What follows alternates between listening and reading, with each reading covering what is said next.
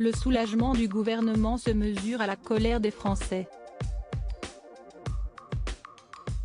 Ce lundi 20 mars, les votes de 2 motions de censure transpartisane étaient organisés à l'Assemblée nationale.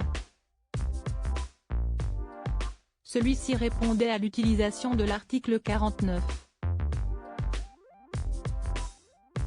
3 de la Constitution par Elisabeth Borne, le 16 mars dernier dans l'hémicycle, pour faire adopter la réforme des retraites au forceps.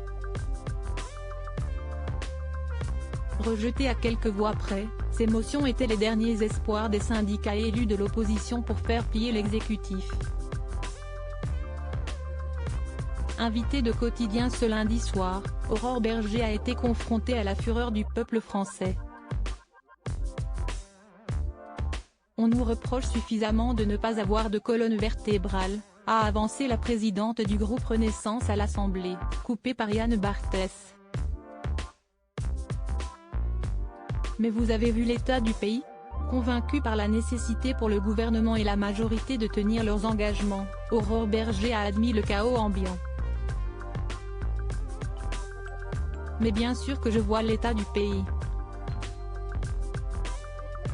Vous savez, on ne vit pas en dehors de la société en fait.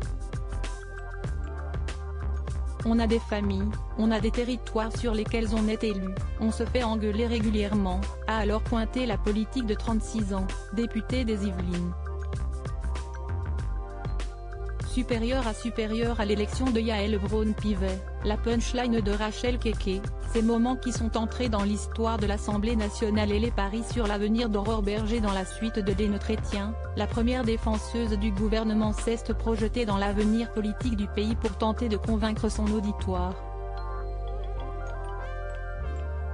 Moi je vous parie une chose, je ne sais pas ce qu'il se passera en 2027 mais il n'y a pas une autre majorité, demain, qui défera la réforme des retraites, a ainsi assuré Aurore Bergé, affirmant que précédemment, jamais aucune majorité n'a remis en question les réformes des retraites adoptées par d'anciens parlements.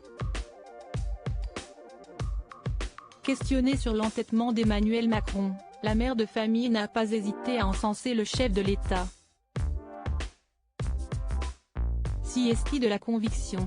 Le président aurait pu dire à la fin, « Écoutez, moi je ne me représente pas en 2027 donc je peux assumer de ne pas prendre le risque de l'impopularité », a-t-elle soutenu, saluant par ailleurs le déterminisme et le sens des responsabilités du locataire de l'Élysée.